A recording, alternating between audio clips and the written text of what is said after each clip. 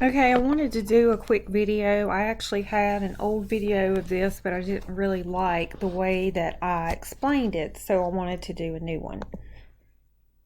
So now we're leaning more towards Excel, the textbook is. So I'm going to show you how to do this in Excel.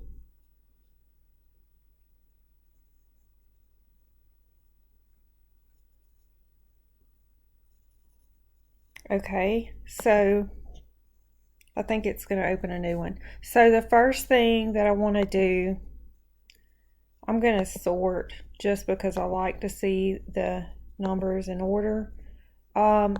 You technically don't have to do the 2K rule or anything because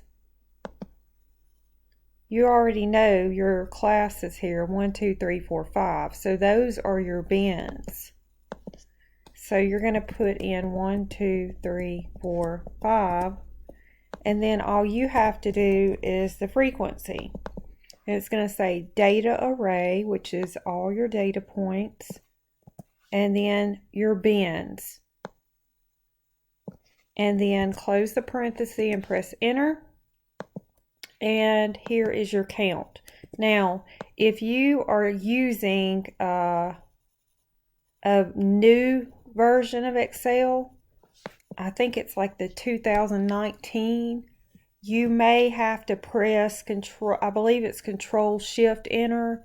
If you need help with that or need the video for that, please let me know because I do have a video. So this is our frequency. So you would just put those numbers in. Let me go back for a second.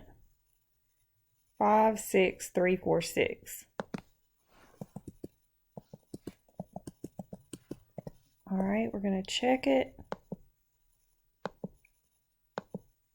And that is all you do for 2.2.3. Let me know if you have any questions.